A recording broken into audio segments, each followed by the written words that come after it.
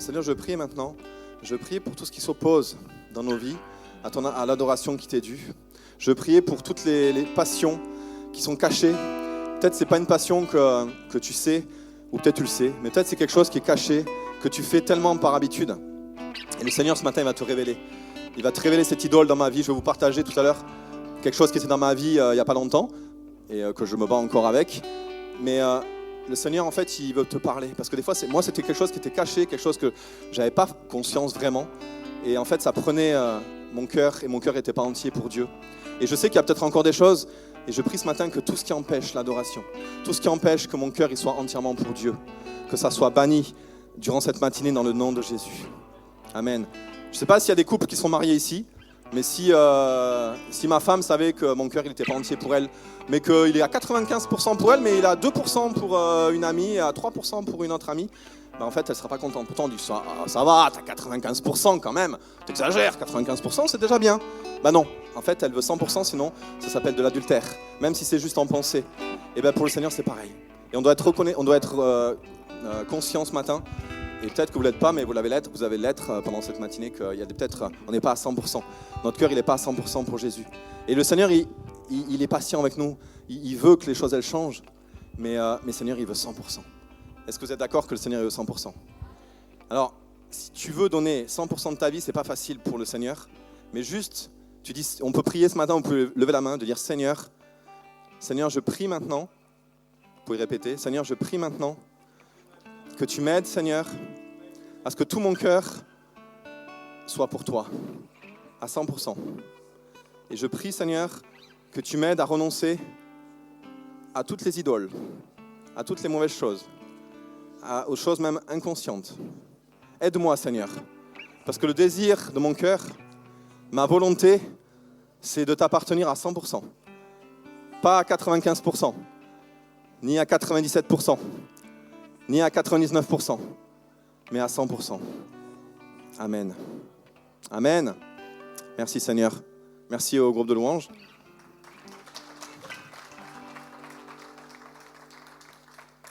Alors pour commencer, moi j'ai fait une erreur quand j'étais jeune chrétien et même après, c'est que je pensais que tout donner à Dieu, en fait, ça dépendait de moi.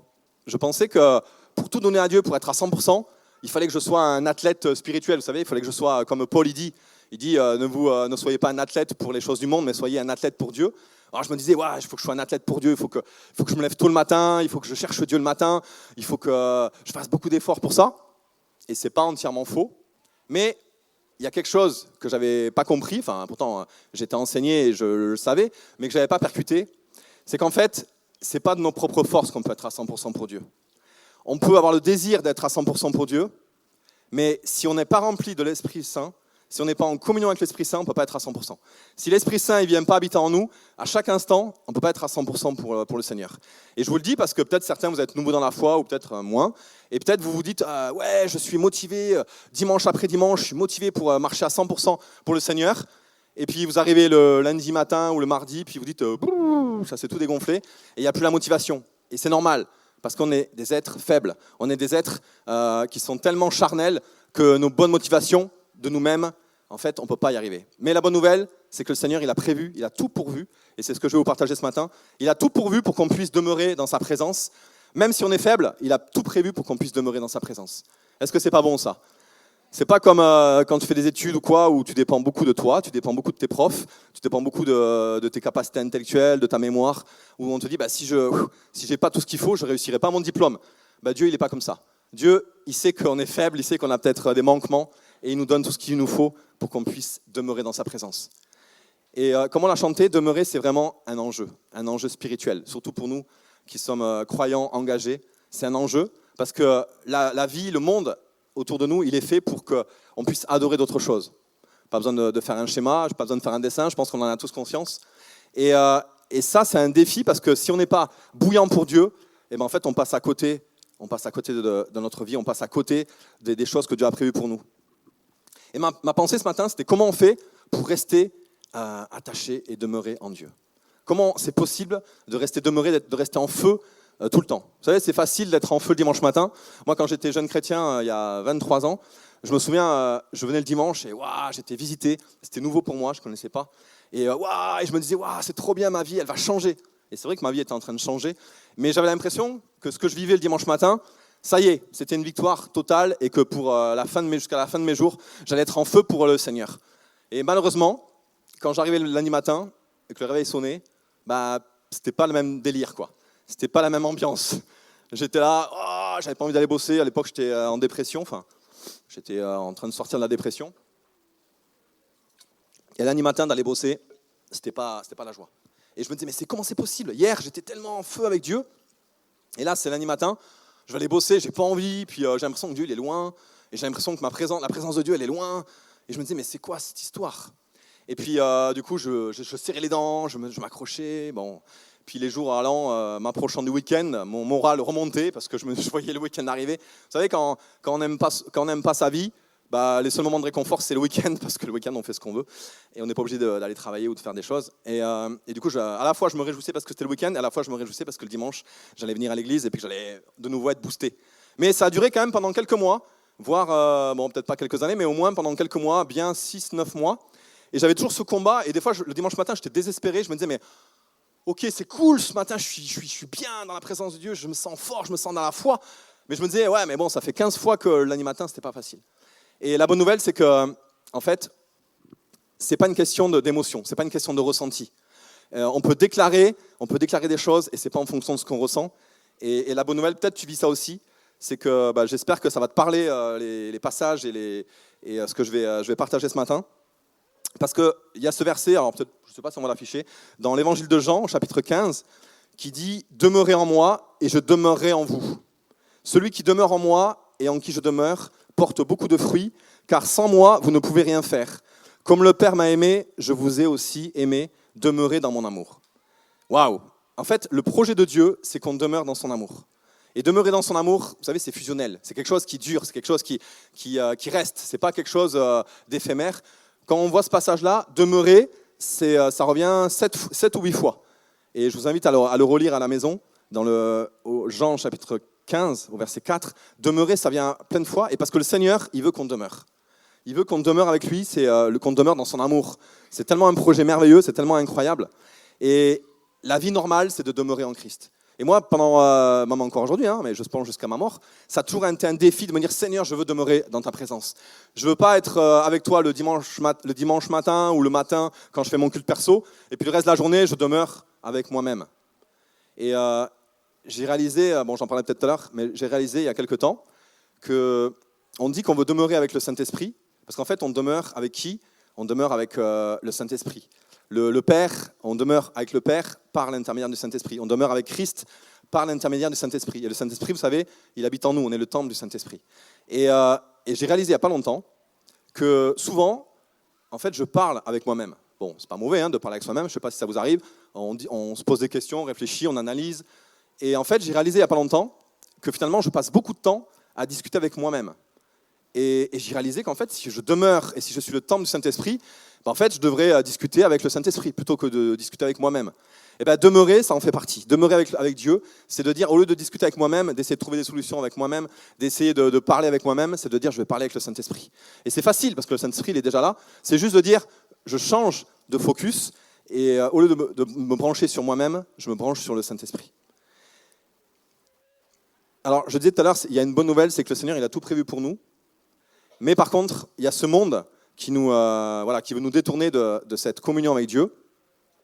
Et rapidement, vous pourrez le relire, mais rapidement dans l'épître de Jean, le premier épître de Jean au chapitre 2, 16, il est dit « Voici ce qu'on trouve dans le monde, les mauvais désirs », bon c'est une version français courant je crois, « Voici ce qu'on trouve dans le monde, les mauvais désirs que chacun porte en soi », première chose, « l'envie de posséder ce qu'on voit », deuxième chose, et l'orgueil qui vient de la richesse. Bon, c'est une traduction un peu bizarre, mais enfin, c'est bien de changer de version des fois. Donc on voit que ce monde, il y a des mauvais désirs qui sont en nous, il y a l'envie de posséder, parce qu'on a des yeux, et il y a l'orgueil de la richesse, en gros, si je paraphrase. Et il y a marqué, eh bien tout cela ne vient pas du Père, mais du monde. Et ces trois choses, elles nous détournent de ce pour quoi on a été créé. Et ces choses, on les affronte tous les jours. Elles sont tout le temps là, tout le temps là. Et c'est pour ça que le Seigneur il nous dit alors je ne vais pas tout lire les versets, mais je vous invite à relire Colossiens, le chapitre 3, parce qu'il y a beaucoup de passages que je vais citer qui sont dans Colossiens 3. Donc durant ces prochains jours, si vous voulez retrouver avec la profondeur ce que j'ai pu partager ce matin, vous pouvez lire le chapitre 3 de Colossiens. Et donc dans Colossiens 3, il est dit « Attachez-vous, cherchez donc les choses d'en haut, là où le Christ se trouve, assis à la droite de Dieu. Le but de votre vie est en haut et non sur la terre. Oui, vous êtes passé par la mort et votre vie est cachée avec le Christ en Dieu. Le Christ est votre vie. » Et ce qui est beau dans ce passage, c'est qu'on voit que notre vie, elle est pour demeurer dans le Christ, et le Christ en nous. Et comme on l'a lu tout à l'heure, Dieu, il est en nous et nous, on est en Dieu. Il y a vraiment cette osmose. Et à la fois, Dieu nous dit, malgré qu'il y ait cette osmose, attachez-vous aux choses en haut. Parce que votre vie, elle n'est pas à être attachée aux choses de ce monde. Et pourtant, les choses de ce monde, elles nous captent l'attention. Elles font qu'on peut avoir des idoles. Elles font qu'elles peuvent nous capter quelque chose. Tout à l'heure, je vous ai dit que j'avais... alors, je ne sais pas si on pourrait appeler ça une idole. Je ne sais pas, oui, on pourrait appeler ça une idole. Moi, depuis que je suis petit, en fait, je vous ai parlé tout à l'heure, j'avais fait une dépression quand j'avais une vingtaine d'années. Et depuis que je suis petit, en fait, j'ai mon père qui est passionné de foot à la télé. Donc, en fait, j'ai passé ma jeunesse à regarder beaucoup de sport à la télé. Et du coup, quand j'étais en dépression, en fait, la seule façon pour moi de respirer, c'était pas le Saint-Esprit. C'était à l'époque, j'étais abonné à Montpellier au foot. J'étais devant tous les sports qui existent sur la planète. Donc, ça pouvait aller du tennis. Actuellement, il y a Roland-Garros. Ça pouvait être la Formule 1, le foot, le rugby. Enfin, bon, j'en passe. Mais j'étais vraiment accro au sport. Et le week-end, je passais des heures à regarder plein de sports divers et variés. Et bon, ça, c'était il y a longtemps. Et puis après, j'ai rencontré le Seigneur. Du coup, j'ai vécu une guérison, notamment par rapport au foot. Parce que vous savez, mon adoration à l'époque, c'était le foot. C'était l'équipe de France, l'équipe de Montpellier. Ce qu'on fait le dimanche matin, là, quand on loue le Seigneur, moi, je le faisais pour le foot. Bon, c'était pas très glorieux, mais bon, j'étais jeune. Et puis l'être humain, il est fait pour adorer quelque chose. Et en fait, on est créé pour ça. Et du coup, si c'est pas Dieu, on va adorer autre chose. Sauf qu'après, j'ai été guéri de ça. J'ai arrêté avec tout ça. Mais, et c'est pour ça que je dis des fois, c'est subtil.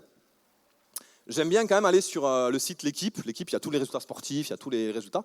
Et souvent, par exemple, je vous parle de choses intimes, mais souvent quand je suis sur les toilettes, par exemple, j'ai mon téléphone. Et ce que je fais, je le faisais, maintenant je le fais plus, mais je regarde les news sportives. Donc je suis assis sur les toilettes et je regarde les news. Et du coup, peut-être dans la journée, je n'ai pas compté, mais pas que quand je suis aux toilettes, mais dans la journée, avant, je regardais peut-être 10-15 fois par jour les news. Savoir, tel truc, machin et tout. Et du coup, j'y passais quand même, c'était pas très long, c'était à chaque fois quelques minutes, mais j'y passais quand même du temps. Et le Saint-Esprit m'a parlé il y a quelques temps, et il m'a dit, mais tu vois, en fait, le fait que tu regardes tous ces trucs, c'est pas mauvais, mais en fait, c'est mauvais. Pourquoi c'est mauvais? Parce qu'en fait, le fait d'entretenir mes pensées sur des résultats sportifs, en fait, là où attacher nos pensées, là est attaché notre cœur. C'est-à-dire que je regardais par exemple un jour des news sportives. Comme par hasard, le soir avant de me coucher ou le matin au réveil, à qui je pense en premier? Bon, j'exagère, hein, mais je ne pense pas forcément à Jésus en premier. Je pense, ah ouais, aujourd'hui il y a le match avec machin, nanana, ah oui, aujourd'hui il y a ci, machin. C'est les pensées qui me viennent, pourquoi? Parce que c'est les pensées que j'entretiens tout au long de la journée. Et pourtant, je suis chrétien depuis longtemps. Et il n'y a pas longtemps, Dieu m'a montré, il m'a dit, mais en fait, quand tu fais ça, je sais que tu ne le fais pas, c'est pas volontaire, c'est pas contre moi, mais n'empêche que quand tu fais ça, ton cœur, il n'est pas entier envers moi. Parce que moi, j'aimerais bien que le matin, quand tu te réveilles, tes premières pensées, elles viennent sur moi, et pas sur l'équipe de Montpellier, ou j'en sais rien, ou l'équipe de je ne sais quoi. Et là, j'ai pris un hypercute du Saint-Esprit, j'ai dit, waouh, purée, ça fait des années que je fais ça. Moi, je pensais que j'étais guéri, vous savez, du sport, j'étais plus à fond, le foot, je m'en fous un peu, enfin, je m'en fous pas, mais je suis pas accro. À l'époque, quand j'étais jeune, si mon équipe, elle perdait, je dormais mal, hein. J'étais en dépression pendant 24 heures, et j'étais pas bien. Et je me souviens, mon père qui me disait, mais Olivier, c'est que du foot. Quoi, c'est que du foot? Non, mais t'es fou, quoi, c'est que du foot. Bon, après, le lendemain, je me disais, oui, il a raison, c'était que du foot. Mais sur le coup, je me disais, non, c'est pas que du foot. Attends, on a perdu en demi-finale de Coupe du Monde, tu me dis, c'est que du foot. Mais c'est une catastrophe nationale. Bon, bref, donc j'étais vraiment accro. Hein. Et du coup, en fait, je pensais que c'était réglé. Et là, le Saint-Esprit, il m'a dit, mais en fait, ton cœur, toute la journée, il est plus attaché à lire les news de sport plutôt que d'être attaché à la parole de Dieu, par exemple. Plutôt que d'aller regarder des versets, d'aller chercher. Et en gros, j'ai pris un hypercute en me disant, mais en fait, j'étais autant passionné. Souvent, je le fais parce que j'ai une petite pause de 5 minutes. Mais pourquoi, quand j'ai 5 minutes de pause, pourquoi je ne vais pas plutôt lire la parole de Dieu? Pourquoi je vais lire les news de sport? Pourquoi? Parce qu'en fait, dans ce monde, les convoitises de ce monde fait qu'on a tellement d'attractions, il y a tellement de choses qui nous séduisent, et des fois des choses depuis longtemps. Et là, du coup, j'ai réalisé ça. Et du coup, j'ai arrêté. J'ai arrêté. Et pendant plusieurs semaines, j'ai arrêté. Et vous savez, ça ne me coûtait pas de plus regarder les news parce qu'en fait, je le faisais juste un peu comme passe-temps. Ou alors je me disais, bah, c'est bon, j'ai une petite pause, là, je vais regarder ça. Et en fait, ce que j'ai réalisé, c'est que ça me manquait pas. Et ce que j'ai réalisé, c'est que j'ai remplacé ça par des moments où, juste pendant 2 minutes, par exemple, je prie. 2 minutes, je ferme les yeux, puis comme ce matin, je dis, ouais, Seigneur, je t'adore. Et en fait, on est créé pour ça. Je ne suis pas créé à la fin de ma vie. Ce qui va rester, ce n'est pas les moments où j'aurais eu plein d'infos sur le sport. Ce qui va rester, c'est ces moments d'intimité où l'amour, il grandit, où par des petits signes comme ça, l'amour, il grandit.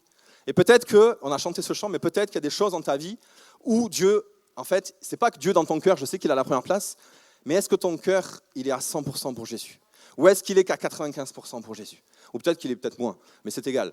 Mais en tout cas, ce que Jésus veut, c'est qu'on soit à 100%. C'est vraiment qu'on soit à 100%.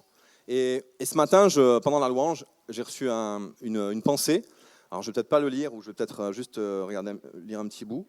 C'est dans Matthieu 25, vous savez, c'est l'histoire où il est parlé des 10 vierges folles. Je pense que vous connaissez ce passage, mais je vais juste relire pour ceux qui ne connaissent pas. Je ne vais pas tout lire.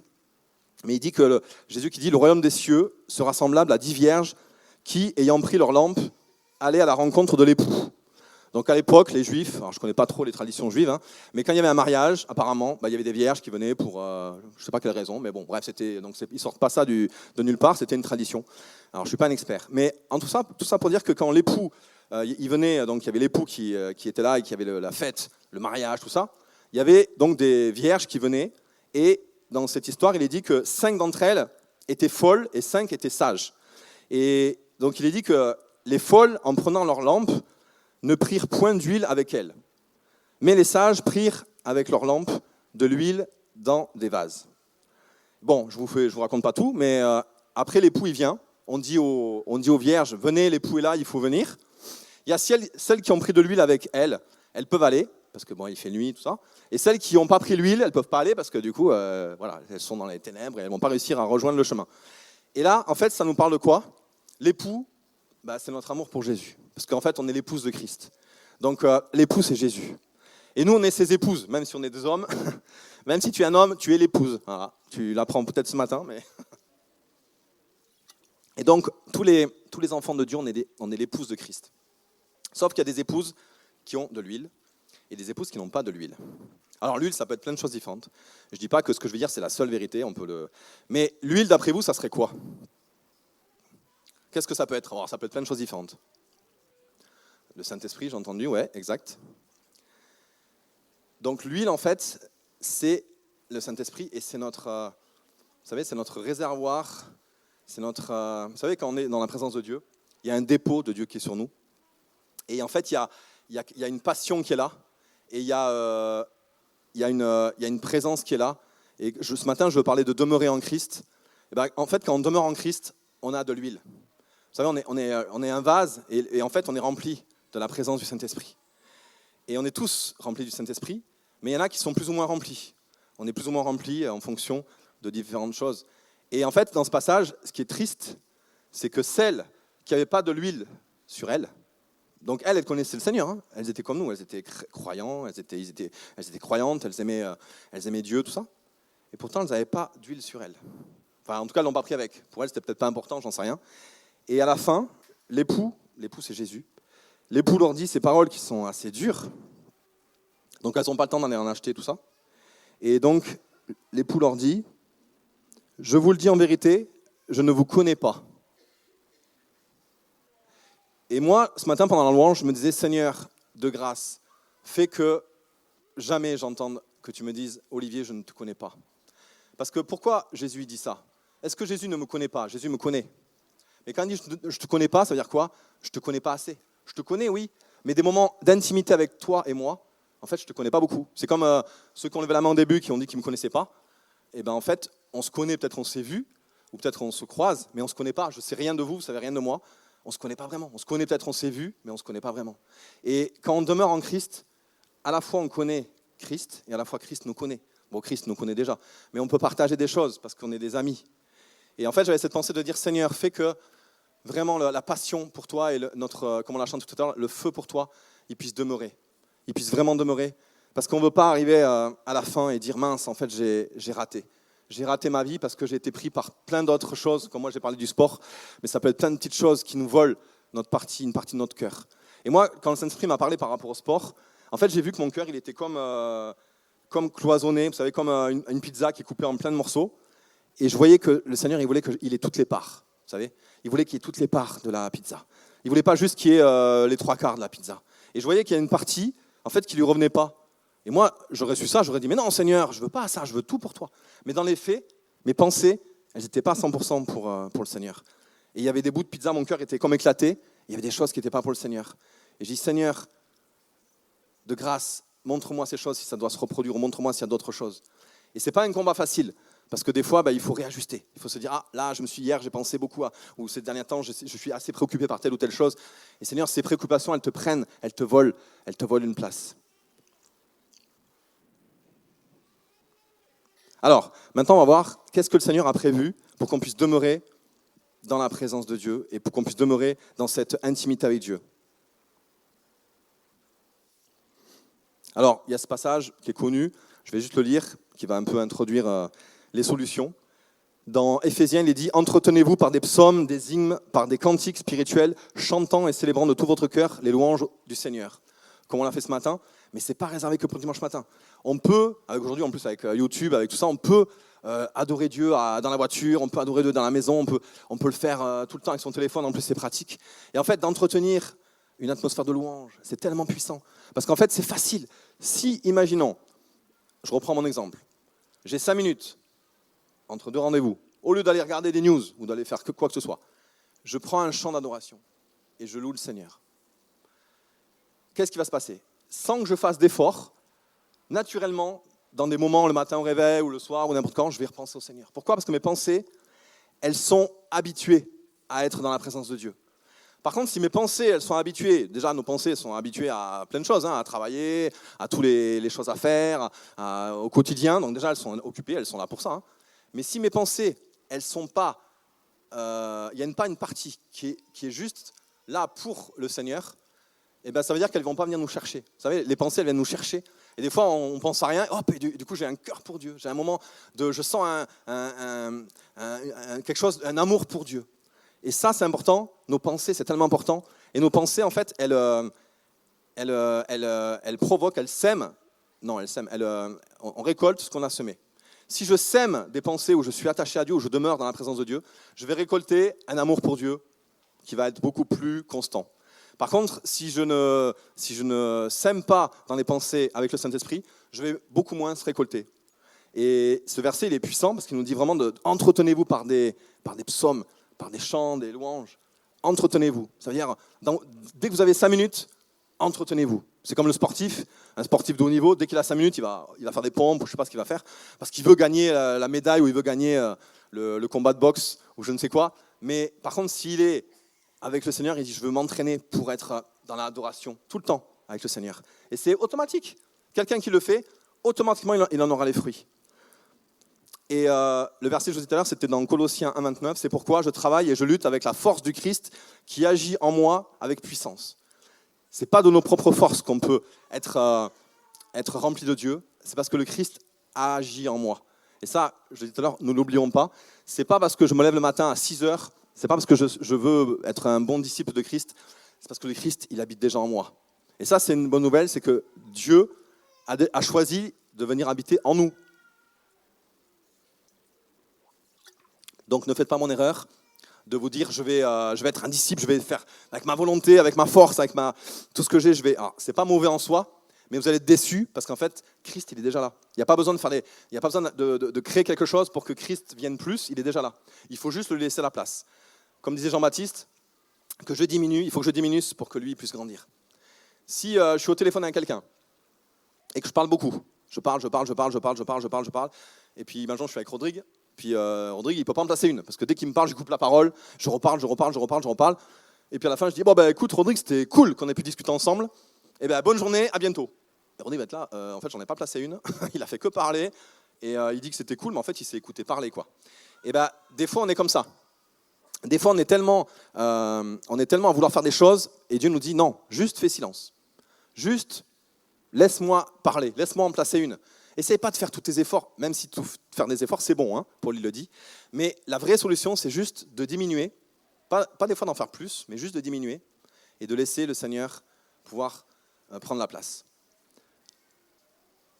Alors il y avait, je ne sais pas si j'aurai le temps de dire tous les points que j'avais prévus, mais du coup Dieu nous donne des ressources pour pouvoir demeurer en lui. Et ces ressources, vous allez voir, vous connaissez déjà, mais juste, est-ce qu'on les applique ces ressources? Et finalement, on ne les applique pas tellement, parce que si on les appliquait, on aurait plus de fruits, on serait plus amoureux, on serait plus intime avec Dieu. La première chose, c'est, Dieu nous dit que la parole de Dieu ne s'éloigne jamais de toi, ni la nuit, ni le jour. Et j'ai dit tout à l'heure, moi, plutôt que de passer mon temps, des fois, quand j'ai une pause, à surfer sur des sites divers et variés, juste me dire, je veux demeurer dans ta parole, Seigneur. Pourquoi? Parce que je veux penser à toi. Je veux en connaître plus sur toi. Je veux que tu puisses me parler. Et vous savez, des fois, quand on lit la parole de Dieu, on peut le faire de façon scolaire. Et je vous dis ça parce que moi, j'ai vécu beaucoup avec un côté scolaire où il fallait lire la Bible. Et je pense que vous avez vécu ça aussi, ou un peu comme un devoir scolaire. Il faut que tu lises la Bible tous les jours, parce que c'est bien. Et on sait que c'est bien. Sauf que quand tu lis la Bible, quelle est ton intention? Si quand tu lis la Bible, ton intention, c'est juste, j'ai lu ma Bible pendant telle durée, c'est bon, maintenant je suis tranquille, j'ai fait mon devoir, maintenant je peux reprendre ma journée. Vous voyez, des fois on fait ça en disant, c'est bon, j'ai coché la case, et c'est bon, je peux passer à autre chose. En fait, c'est pas ça, demeurer. Demeurer, c'est quoi? Demeurer, c'est pas, si j'ai raté un jour, c'est pas ça, demeurer. Demeurer, c'est pas grave. Si une fois, Marisa, j'ai pas eu le temps de l'appeler parce qu'elle était en déplacement, et je lui dis, écoute, désolé ma chérie, j'ai pas eu le temps de t'appeler, elle m'en veut pas parce que j'étais débordé. Mais demeurer, c'est quoi? Demeurer, c'est dire, Seigneur, quand je prends ta parole, je la lis pas juste parce qu'il faut la lire, mais je veux la lire jusqu'à ce que tu me parles. Des fois, il y en a qui demandent combien de temps il faut lire la Bible. En fait, ça dépend. Tu peux lire la Bible 30 secondes, hop, le verset il va te parler et tu vas le méditer toute la journée. Et du coup, en 30 secondes, tu vas arrêter là, puis tu vas dire waouh, et puis tu dis Seigneur, merci parce que tu m'as parlé. Et toute la journée, tu vas méditer un verset. Et des jours, tu vas lire jusqu'à ce que tu tombes sur la parole que Dieu a prévu de te dire. Donc il n'y a pas de durée, même si c'est bien de lire beaucoup, mais c'est plus avec l'intention avec laquelle on lit la Bible et l'intention avec laquelle on lit la parole. Et quand on lit la parole, se dire, mais en fait, je suis en train de téléphoner avec mon fiancé, avec Jésus. C'est-à-dire que ce n'est pas juste le lire pour avoir des connaissances. Et pareil, Dieu m'a repris il n'y a pas longtemps, où en fait, moi j'aime bien, quand je lis la Bible, faire des petits résumés ou me faire des petits points. Et finalement, Dieu me disait, mais c'est bien, mais pourquoi tu fais des études bibliques à chaque fois que tu lis la Bible? Je dis c'est cool parce que du coup je retiens plein de choses. Mais le but c'est quoi? Est-ce que c'est d'avoir plus de connaissances? Est-ce que c'est de pouvoir faire plein de choses, de pouvoir connaître bien, ou est-ce que c'est juste un moment d'intimité? Et là Dieu m'a repris et maintenant je le fais un peu moins, mais ce que je cherche avant tout c'est vraiment de connaître qu'est-ce que Dieu veut me dire plutôt que de faire une étude biblique ou de faire une étude de connaissances théologiques ou je ne sais quoi. Et la parole de Dieu a marqué qu'il y a c'est pour ça que c'est une des clés que Dieu nous a données. Dieu il sait qu'on est terrestre, il sait qu'on est humain. Dieu il est esprit et nous on est humain. Et des fois, la communication entre un esprit et un homme, on est un esprit dans un corps, mais des fois, on est tellement à marcher avec notre être qu'on ne sait pas trop des fois comment communiquer avec ce Dieu qui est esprit. Vous savez, c'est plus facile d'aller chez quelqu'un et de discuter avec lui, de vive voix, que de prier, de chercher Dieu, puis on dit « Ouais, mais Seigneur, j'entends rien, je galère, tu me parles, mais je ne comprends rien à ce que tu me dis. » C'est pas facile la communication avec Dieu, hein. C'est vrai, hein, c'est pas toujours facile. Et Dieu, en fait, nous a dit « Écoute, comme je sais que tu es faible, je te donne un truc super, tiens, je te donne une Bible. » Comme ça, c'est adapté à toi. C'est adapté à toi en tant qu'être humain. Bon, si tu sais lire. Mais voilà, tu n'as plus qu'à ouvrir la page, tu n'as plus qu'à lire, et là, je vais te parler. Waouh, c'est fabuleux. C'est-à-dire que Dieu, en fait, il a trouvé un moyen hyper pratique pour qu'on puisse communiquer. C'est comme à l'époque, les gens, ils n'avaient pas le téléphone portable. Du coup, s'ils habitaient loin, ils communiquaient par courrier ou par pigeon voyageur. Mais du coup, c'était compliqué. Se dire, bon, alors le pigeon, quand est-ce qu'il va arriver? Parce que moi, j'ai un message à envoyer. C'est compliqué. Ou envoyer un courrier, à l'époque, c'était pas comme aujourd'hui, c'était compliqué. Puis, il y a eu le téléphone portable. Aujourd'hui, je peux appeler quelqu'un à l'autre bout du monde. C'est facile. Dieu, la Bible, c'est pareil. C'est facile. Avec la Bible, on n'a pas d'excuses. Si quelqu'un dit, ouais, mais moi, Dieu ne me parle pas trop, ouvre ta Bible. Ouvre ta Bible et puis tu lis avec passion jusqu'à ce que Dieu t'ait parlé. Et je te promets que Dieu va te parler. C'est comme si tu as un téléphone, tu as du crédit et tu as du réseau, et la personne elle est joignable, tu peux la joindre à 24 heures sur 24. Avec la parole de Dieu, c'est la même chose.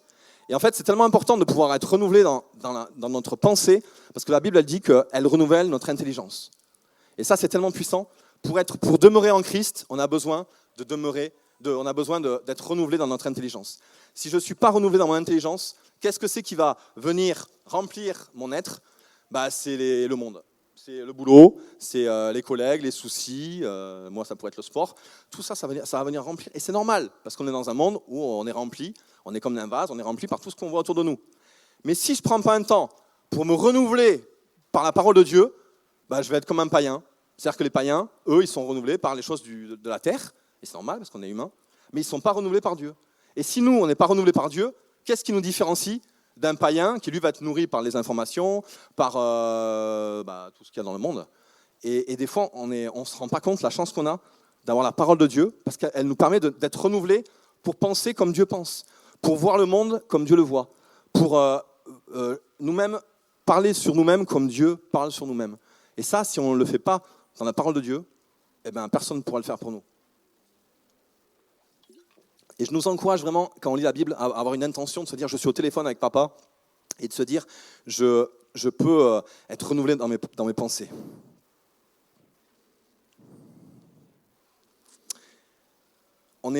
Dieu nous dit qu'on est le temple du Saint-Esprit. C'est incroyable. Deuxième point. Premier point, c'est la parole de Dieu, être renouvelé dans nos pensées. Parce que là où vont tes pensées, là va ta vie. Ta vie, elle ressemble à tes pensées. Et tes pensées, c'est toi qui choisis de quoi tu te nourris. Donc si je me nourris McDo, je vais finir avec des problèmes de santé. Si je me nourris équilibré, je vais être en forme. Si je me nourris de ce que le monde me propose, des mauvaises nouvelles, des infos, si je me nourris des loisirs, si je me nourris de peu importe, je ne vais pas être en bonne santé. Si je me nourris des pensées de Dieu, tout va changer. Donc ça, c'était le premier point. Et c'est un cadeau que Dieu nous fait. Sa parole, elle est accessible dans plein de langues, dans plein de versions, on peut même l'écouter, c'est incroyable. Deuxième point, que Dieu nous fait le cadeau, c'est qu'on est le temple du Saint-Esprit. Est-ce que tu peux dire à ton voisin, est-ce que tu réalises que tu es le temple du Saint-Esprit ?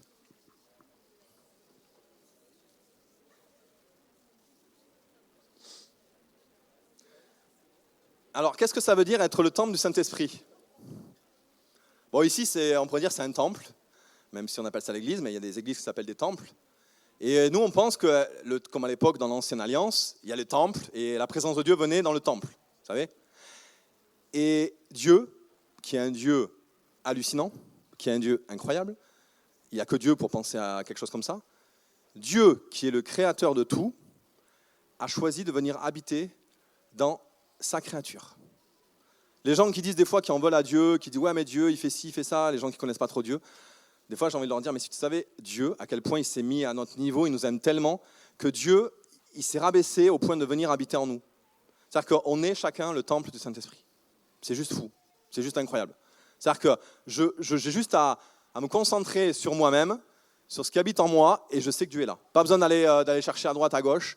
J'ai juste besoin de me dire « waouh !» de me dire le Saint-Esprit est en moi. Alors le Saint-Esprit, il n'est pas dans chacun. Alors ici, je pense qu'il est dans la majorité d'entre nous, mais le Saint-Esprit vient que pour ceux qui ont fait une alliance avec Jésus, que pour ceux qui ont reçu Jésus dans leur cœur. Et Dieu dit, maintenant que tu veux marcher avec moi, tu ne marcheras pas tout seul, je t'envoie le Saint-Esprit. Et peut-être que tu ne l'as jamais reçu, le Saint-Esprit, peut-être que tu n'as pas encore donné ta vie à Jésus. Et dans quelques minutes, on va prendre un temps aussi pour prier. Et tu peux le faire, c'est tellement facile d'ouvrir son cœur à Jésus. Hier, il y avait la marche pour Jésus, et puis j'ai rencontré une jeune. On parlait comme ça dans la rue, puis je parlais de la marche pour Jésus, tout ça. Et puis elle me disait, elle me disait, moi ça m'intéresse beaucoup, Dieu, tout ça. Et j'ai dit, tu sais, c'est tellement facile. J'ai dit, tu ouvres ta bouche et tu invites Jésus dans ton cœur, tu l'invites à venir dans ta vie, et tu verras, Dieu va venir habiter en toi. Et elle était là. Et je dis, moi, tu sais, à l'époque, quand j'avais ton âge, j'aurais tellement aimé qu'on me le dise, mais personne ne me l'avait dit à l'époque, mais je te le dis. Et du coup, je lui ai donné quelques conseils, et je lui ai raconté mon témoignage, comment le Saint-Esprit est venu dans ma vie. Et en fait, on ne se rend pas compte la chance qu'on a, le privilège que c'est, juste une parole, juste une décision, de dire Seigneur, je veux vivre, je veux ouvrir mon cœur et je veux vivre avec toi. Et vous savez, on est le temple du Saint-Esprit, mais souvent on ne le réalise pas. Qui, à la fin de la journée, se dit waouh, aujourd'hui j'ai été le temple du Saint-Esprit? On ne le réalise pas.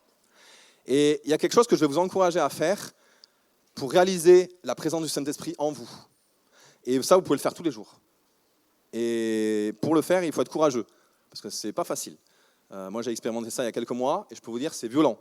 Mais marquez que c'est les violents qui s'emparent du royaume de Dieu, donc je sais que vous allez le faire, parce que vous êtes violents, parce que vous êtes amoureux de Dieu. Il y a quelque chose qui nous permet de développer, de connaître ce Saint-Esprit qui habite en nous. Ça s'appelle les moments de silence. Pour ceux qui, comme moi, sont dans des églises évangéliques depuis longtemps, vous savez, quand on prie... j'ai dit quoi? Je crois que j'avais dit ici. Pour ceux qui sont dans des églises comme ça depuis longtemps, en fait, quand on prie, quoi. On prie, on y va, il y a du décibel, on y va. Et c'est bon, et c'est très bon. Sauf que des fois, c'est comme je disais tout à l'heure, quand je prenais l'exemple que je parlais avec Rodrigue, des fois on parle, et puis Dieu, il parle jamais, quoi. En gros, je parle, et puis j'écoute jamais Dieu. Prenez un temps où vous faites silence devant Dieu. Et pas juste silence où vous dites « je veux écouter ce que Dieu va me dire ». Ça, c'est bon aussi. Hein. Mais prenez un temps où vous dites « Seigneur, je veux faire silence, je ne sais même pas ce qui va se passer. Même si tu ne me parles pas, je veux être là. Juste pour toi. Juste pour toi. » Et vous prenez un temps où vous mettez dans un lieu, il n'y a pas trop de bruit, vous virez les téléphones, les ordinateurs, tout ça. Et juste, vous fermez les yeux ou pas, mais bon, moi j'aime bien fermer les yeux pour être plus concentré. Et là, vous faites silence. Et vous attendez rien. Alors, des fois, vous pouvez être en silence et attendre que Dieu vous parle. C'est bon, hein. Et ça, c'est bien aussi de le faire. Mais juste, vous faites rien. Et vous dites, je ne sais pas ce qui va se passer, mais je veux juste être devant toi, Seigneur. Juste comme si je venais chez toi, vous savez, quand vous allez chez quelqu'un, vous ne savez pas ce que vous allez discuter. Vous allez boire le café chez quelqu'un, c'est juste, je viens, je suis content de te voir, je ne sais pas ce qui va se passer. Ben là, c'est pareil. Vous arrivez devant le Seigneur, vous dites, Seigneur, je viens, mais c'est toi qui fais le programme. Je ne sais pas ce qui va se passer. Et vous n'attendez même pas en disant, j'attends quelque chose de particulier. Et là, vous allez voir que tout à l'heure, je dis, c'est violent, parce qu'en fait, vous allez voir que vous avez plein de pensées. Plein de pensées qui viennent sur plein de choses, sauf Dieu. Plein de pensées. Et c'est normal, parce qu'il y a un moment, il y a un sas, il y a un temps pour évacuer toutes nos pensées de la journée. Et des fois, ça peut durer 5 minutes, 10 minutes, un quart d'heure, 20 minutes. Et au bout de 20 minutes, on se dit, mais c'est pas possible. Et là, en fait, qu'est-ce qui se passe? On réalise qu'on est plein de nous-mêmes, ou plein du monde. Et c'est normal, je veux dire, c'est logique. Et là, on se dit, finalement, c'est là, dans ces moments-là, qu'on réalise que, en fait, je demeure en moi-même. En fait, je suis très content de demeurer en moi-même. Je me suffis à moi-même. Moi, je connais des gens, ils me disent des fois, mais en fait, moi, j'ai besoin de personne, je suis autosuffisant. Et d'un côté, ils ont raison, hein. Je me suffis à moi-même. C'est-à-dire que je n'ai pas besoin d'avoir des amis, je n'ai pas besoin d'avoir des ci, des ça. Je me suffis à moi-même. Même des gens qui m'ont dit, un homme qui m'a dit, j'ai même pas besoin d'avoir une femme, je me suffis à moi-même, j'ai besoin de personne. Bon, ok. Donc le gars, en fait, j'imagine qu'il se parle à lui-même, j'imagine qu'il s'enrichit à lui-même, il se parle à lui-même, tout ça. Et en fait, ok. Mais moi, finalement, dans les moments de silence, j'ai réalisé un truc, c'est qu'en fait, je suis quand même vachement rempli de moi-même, en fait. Et c'est dans ces moments de silence où j'ai réalisé à quel point j'étais rempli de moi-même. Et du coup, j'ai beau être le temple du Saint-Esprit, je suis tellement rempli de moi-même que du coup, en fait, je ne laisse pas la place au Saint-Esprit. Et je vous encourage à prendre du temps de silence, vous n'entendez rien, vous laissez juste Dieu faire. Et Dieu, il va vous montrer à quel point il y a besoin de baisser, il y a besoin nous-mêmes de diminuer pour qu'il puisse prendre la place. Parce que si on ne diminue pas, même si le Seigneur il est là et qu'il nous parle, en fait, on ne l'entend pas, parce qu'on est rempli de nos propres pensées. Et quelque chose qui peut nous aider aussi, c'est de pouvoir prier ou de parler en langue. Parce que des fois, pour capter les choses de l'esprit, on ne sait pas trop. Ce matin, on a prié « Adorer Dieu en esprit ». Moi, ça m'a toujours interrogé, ça. Adorer Dieu en esprit. C'est compliqué d'adorer Dieu en esprit. Je ne sais pas si pour vous, c'est facile. Moi, je sais adorer Dieu avec mon corps. Bon, pas aussi bien que Rodrigue. Je sais danser devant Dieu. Je sais adorer Dieu avec mon corps, ça, je sais faire. Et je pense qu'on sait, même si, comme moi, vous êtes des mauvais danseurs, on peut le faire. Techniquement, c'est possible. Adorer Dieu avec mon âme, je sais faire aussi. Je mets toutes mes pensées, mon intelligence, ma volonté, mes émotions. On sait faire aussi. Surtout quand la louange est bonne, comme ce matin, c'est facile. Par contre, adorer en esprit, alors déjà, c'est quoi l'esprit? C'est dur d'adorer en esprit. Quand on adore en esprit, on sait, quand on est connecté à l'Esprit Saint, on adore en esprit, on sait qu'on adore en esprit. Mais comment on a fait pour adorer en esprit? On sait juste qu'on le vit, mais on ne sait pas comment on a fait. Il n'y a pas une notice, petit 1, petit 2, petit 3. On ne sait pas. On sait juste qu'on est connecté à l'Esprit de Dieu. Mais on aimerait bien que ce soit facile. On aimerait bien qu'on puisse appuyer sur un bouton et puis « j'adore en esprit ». Mais non, ce n'est pas facile. Eh bien, un des moyens que Dieu nous donne, et c'est le troisième point, c'est le parler en langue. Alors, le parler en langue, c'est un des dons spirituels. Alors, je ne vais pas faire très long dessus, mais si vous ne savez pas, vous pouvez demander à un chrétien, parce qu'il y a plein de chrétiens qui savent ce que c'est, et puis j'imagine que la majorité, peut-être, vous connaissez, vous parlez peut-être le parler en langue. Le parler en langue, c'est génial, parce que quand tu parles en langue, en fait, c'est comme si tu muscles ton esprit. Et du coup, ton esprit, tu es en train de le muscler, et du coup, pof, tu captes la pensée de Dieu. Vous savez? C'est comme s'il y a une mouche qui passe, et hop, tu peux l'attraper comme ça, là.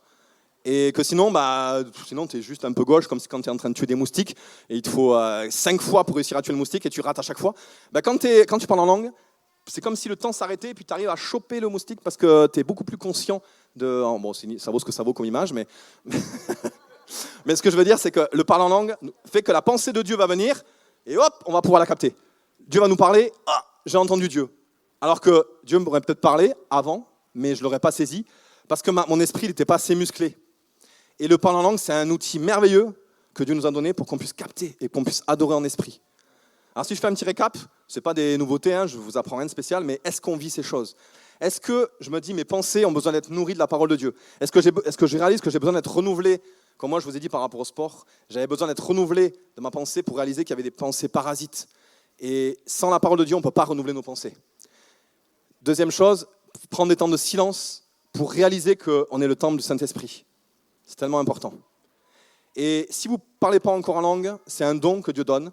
Et comme un don, c'est un don, c'est-à-dire que ce n'est pas mérité, on priera dans quelques secondes, on va prier. Et si vous n'avez jamais reçu le parler en langue, vous pourrez vous approcher, on priera pour vous, pour que vous receviez le don du parler en langue si vous êtes engagé avec le Seigneur. C'est un don que Dieu a prévu parce que Dieu veut qu'on puisse l'adorer en esprit.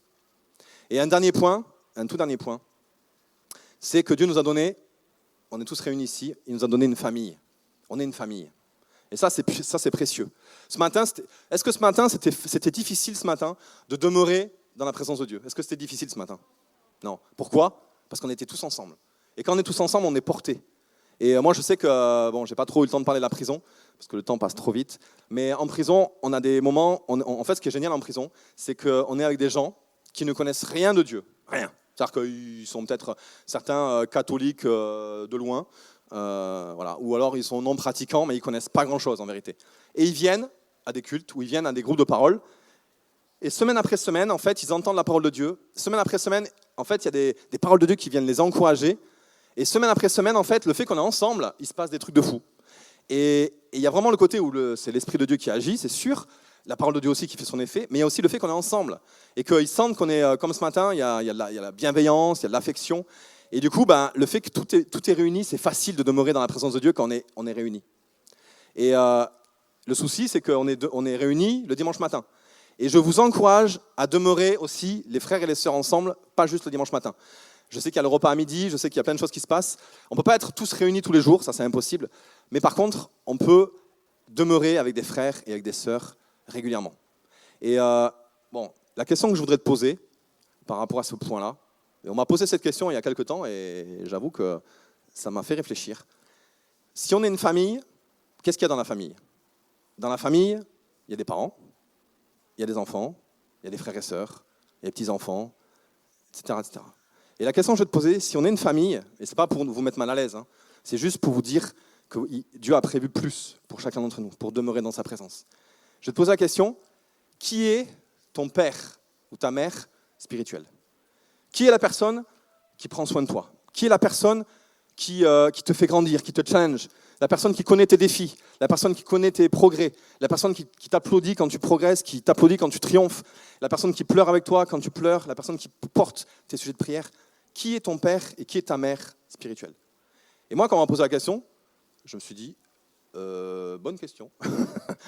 Il y en a peut-être qui ont déjà des pères et des mères spirituels, parce que ça s'est fait naturellement. Mais moi, du coup, à l'époque, je n'avais pas forcément cette notion de père et de mère spirituelle. Et si tu n'as pas, c'est pas grave, parce que Dieu a prévu qu'on ait une famille, et demande à Dieu, Seigneur, envoie-moi un père ou une mère spirituelle. Et Dieu sait que tu en as besoin, donc Dieu va t'envoyer un père ou une mère spirituelle. Et quand tu as un père ou une mère spirituelle, je te promets que tu fais des progrès de ouf. Vous savez, c'est comme là, il y a Roland Garros. Désolé, je repars de sport. Et Roland Garros, les joueurs et les joueuses, ils ont un entraîneur, ils ont un coach. Bon, certains, ils n'ont pas de coach, mais c'est assez rare. Et pourquoi ils ont un coach? Parce que le coach, il les voit tous les jours, pratiquement. Et tous les jours, il sait qu'hier, il s'est blessé un peu à la cheville, donc on va peut-être faire un entraînement un peu plus léger. Il sait qu'il est peut-être fatigué, il a fait beaucoup de matchs. Il sait que ces temps-ci, il a eu beaucoup de défaites, donc il n'a pas beaucoup le moral. Ou alors au contraire, il sait qu'il est tout joyeux, il a gagné plein de matchs, et il faut peut-être le calmer pour pas qu'il prenne la grosse tête. Enfin bref, il connaît. Et il sait ce qu'il a besoin, il sait que son service, il n'est pas super. Il a besoin de travailler son service pour être meilleur. Parce que c'est son coach. Et son coach, il veut le meilleur pour son athlète. Donc il va tout faire pour le meilleur pour lui. Et bien toi, c'est pareil. Si tu n'as pas un père ou une mère, alors tu peux en avoir plusieurs, mais déjà un, c'est bien. Et ben en fait, tu vas faire des progrès de ouf. Et là, tu pourras dire dans les prochains mois, et ben en fait, je demeure en Christ beaucoup plus. Parce que j'ai quelqu'un qui me coach, quelqu'un qui me drive, et quelqu'un qui me fait faire des progrès de ouf, quelqu'un à qui je peux partager mes luttes. Et la deuxième question que je voudrais te poser, comme dans une famille, on a dit qu'il y avait des pères, des mères et des enfants, Qui est ton fils ou ta fille spirituelle? De qui tu prends soin? Qui est la personne avec qui tu es? Elle est peut-être plus jeune que toi dans la foi, ou pas, c'est égal, mais vous êtes au même niveau, mais tu prends soin d'elle. Et tu es un peu comme un père ou une mère spirituelle pour elle. Dans le sens, tu veilles sur elle, tu la vois souvent, tu l'encourages. Et c'est vraiment presque, j'ai envie de dire, comme la chair de ta chair, un peu comme un enfant adoptif ou comme un ami. Voilà, et c'est précieux. Et pareil, qui sont les frères et les sœurs? Souvent, on en a des frères et les sœurs, on en a. Donc c'est pour ça que je ne pose pas la question. Mais ce qui est important, c'est que les frères et les sœurs, souvent, je ne sais pas si vous vous rappelez vos frères et vos sœurs, c'est pas qu'on était en compétition, mais ce n'était pas les frères et les sœurs à qui tu t'encourages le plus, surtout quand tu es adolescent. C'est plus des guéguerres, c'est plus. Donc c'est bien les frères et les sœurs, parce que dans l'église, c'est différent, parce que dans l'église, on s'encourage. Mais celui qui va te faire grandir le plus, c'est à la fois tes enfants, ceux à qui tu prends soin. Moi, depuis que je suis en prison, je prends soin. Moi, à l'époque, je priais, je dis Seigneur, donne-moi des fils spirituels. J'ai prié ça pendant longtemps. Et c'était pas facile, parce qu'on ne trouve pas des fils spirituels comme ça dans les coins de rue. Et depuis que je suis en prison, en fait, j'en ai plein des fils spirituels, alors à différents niveaux. Hein. Et en fait, je vois que le fait que je les accompagne et que j'essaie de les accompagner, de les aimer, de les faire grandir, quand je les fais grandir, je grandis aussi. Mais si tu n'as pas de fils ou de fille spirituelle, tu vas grandir beaucoup moins vite. Parce que Dieu a prévu qu'on se démultiplie. Dieu a prévu qu'on soit, ce qu'on a reçu, on puisse le donner aux autres. Comme dans le naturel. Dans le naturel, un enfant, en fait, on l'éduque, on l'élève et on donne une partie de nous-mêmes, de nos valeurs, de ce qu'on est. Et je t'encourage à dire Seigneur, si tu n'as pas de fils et de filles spirituelles, dire Seigneur, j'ai besoin. Parce que sinon, juste, je prends Dieu pour moi, mais en fait, ça ne rejaillit pas sur les autres. Et deuxièmement, qui prend soin de toi? Qui est ton père et ta mère spirituelle? Voilà, c'était mon dernier point. Alors, je vais inviter le groupe de louanges à pouvoir revenir, s'il vous plaît.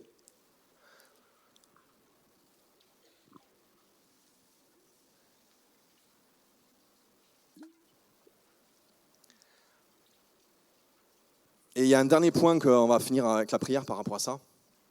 Ce dernier point, on a déjà parlé pendant le culte. On a pris la Sainte Seine. Et ce dernier point, c'est la croix. En fait, la croix, c'est merveilleux. Parce que dans la croix, Jésus il est mort, mais il est ressuscité. Et à la croix, en fait, la croix, elle dit un mot. La croix, elle s'écrit un mot. La croix, elle pourrait être résumée en un seul mot. Et ce mot, c'est victoire. En fait, la croix, c'est la victoire. La victoire de Jésus sur la mort, mais c'est aussi notre victoire. Et c'est aussi ta victoire. Et des fois, tu oublies que tu es victorieux parce que la croix, elle est pour toi. Et ce qui est super important, c'est que la croix, elle ne bouge pas. La croix, elle est victorieuse de tous les domaines. De tous les domaines où toi, tu es en difficulté, la croix, elle a triomphé. Tous les domaines. Si tu es dans la pauvreté, Jésus s'est fait pauvre, il a vaincu la pauvreté pour que tu ne sois plus pauvre. Si tu es dans la honte, Jésus, il a porté la honte pour que tu ne sois plus jamais dans la honte. Si tu es dans la tristesse, dans le rejet, Jésus, il a porté le rejet, il a été rejeté de tous, humilié, abandonné, pour que toi, tu ne sois plus dans le rejet. Il a triomphé du rejet à la croix. Alors ça, quand je dis ça, ça pourrait être une formule magique, vous savez. Mais quand on réalise qu'à la croix, Jésus a tout accompli, et que quel que soit le défi qui est le tien, à la croix, Jésus a triomphé de ce problème. Et de se dire, Seigneur Jésus, tu as triomphé, et tu n'as pas triomphé en fonction des circonstances, mais tu as triomphé une fois pour toutes. Et peut-être ce matin, il y a un domaine où tu sens que c'est dur pour toi, et le Seigneur, il te dit, moi à la croix, elle ne bouge pas. La croix, elle est victorieuse sur tous les jours. Tous les matins, la croix, elle n'a pas changé. Jésus n'a pas changé. Et toi, tu changes. Si on devait dépendre de nous-mêmes, de nos propres forces à nous-mêmes, en fait, il y aurait des hauts et des bas. Il y aurait des hivers, il y aurait des étés. Il y aurait des moments hauts, il y aurait des moments bas. Et si ma foi, elle dépendait que de moi, elle ferait le yo-yo. Comme je disais avant, quand j'étais jeune chrétien, le dimanche, j'étais en feu, j'étais en haut, et puis le lundi, j'étais tout en bas. Mais la croix de Jésus, elle ne bouge pas. Jésus, le lundi ou le dimanche, il est toujours pareil. Et en fait, à la croix, on est victorieux. Alors, je n'ai pas le temps d'en dire plus, mais à la croix, il y a tout. La croix, c'est notre plus grand trésor. Parce qu'à la croix, si je souffre de rejet, Jésus, il a vaincu le rejet. Et à la croix, je ne suis plus dans le rejet. Parce que Jésus l'a vaincu pour moi. Et toutes ces clés que je vous ai données, c'est des clés pour qu'on puisse demeurer en Christ. Parce que la parole de Dieu, ce n'est pas juste pour qu'on devienne chrétien cultivé. La parole de Dieu, c'est pour qu'on soit renouvelé dans nos pensées et pour qu'on réalise que notre cœur, il doit adorer Dieu et Dieu seul. Le Saint-Esprit, il n'est pas venu juste pour tiens, il cherchait un temple, tiens, j'ai trouvé un temple. Non, le Saint-Esprit, il est venu parce qu'il savait que s'il ne venait pas en nous, on serait des chrétiens comme Israël. on serait des chrétiens rebelles, on serait des enfants de Dieu rebelles. Et on ne pourrait pas réussir à adorer Dieu si on n'avait pas l'Esprit de Dieu. Et Dieu nous a donné aussi la croix, la victoire de Jésus à la croix, pour qu'on puisse, même dans la défaite, de dire je ne suis pas dans la défaite. J'ai juste trébuché. Mais en fait, je suis dans la victoire parce que Jésus a triomphé pour moi. Alors on va juste reprendre ce chant. Et s'il y a un point sur tout ce que j'ai dit qui t'a marqué, juste tu peux juste le remettre à Dieu et dire Seigneur, je ne veux pas que ce point, il me vole mon adoration pour toi. Et peut-être que tu te dis, mais moi je t'aime Jésus, mais peut-être pas à 100%. Peut-être que je t'aime qu'à 97%. C'est déjà bien. Et Seigneur, je veux plus. On va reprendre ce chant et qu'on puisse, pendant ce chant, juste laisser aussi le Saint-Esprit nous parler sur un point en particulier et vous puissiez prendre position sur ce point. On peut se lever si vous voulez. On peut se lever et puis on va prendre ce chant et que ce soit comme une déclaration de guerre, de dire Seigneur, je veux plus me faire voler ma vie par les choses de ce monde. Je veux plus me faire voler, moi c'était le sport, mais peut-être pour toi c'est autre chose. Peut-être c'est ton boulot, peut-être c'est peut-être une dépression, peut-être que c'est, j'en sais rien, un loisir, peut-être c'est quelque chose, ou peut-être c'est une addiction. De dire Seigneur, je veux pas être lié à ces choses, mais je veux que mon cœur il soit entier pour toi. Alors on va chanter ce chant.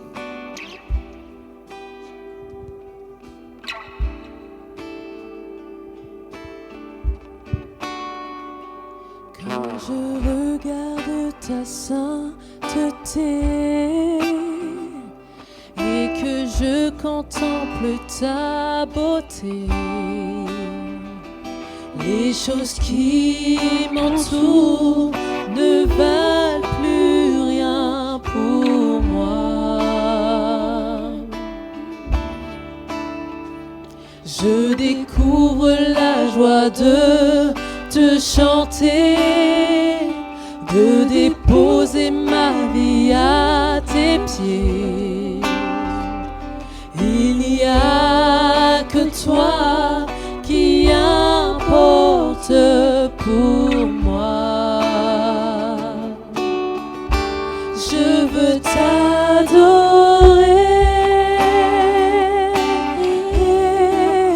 oui t'adorer.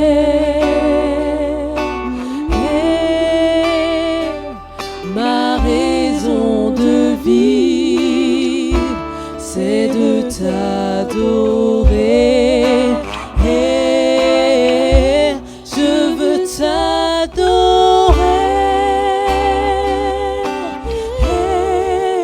Oui, t'adorer.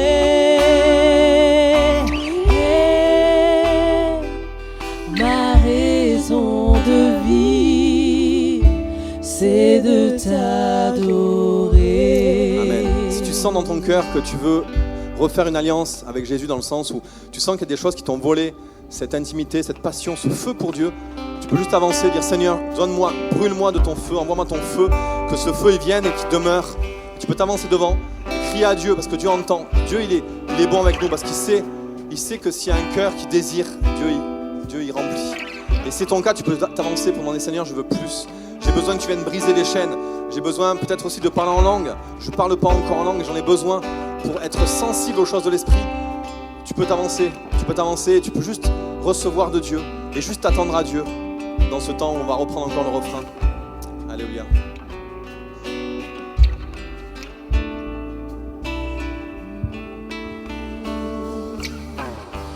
Je veux t'adorer, oui t'adorer. Ma raison de vivre, c'est de t'adorer. Je veux t'adorer.